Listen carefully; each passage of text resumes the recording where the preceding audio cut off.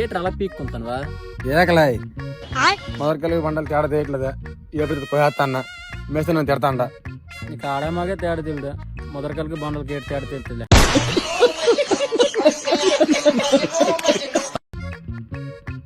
నువ్వేరా సడలు దూరుకుంటున్నావా?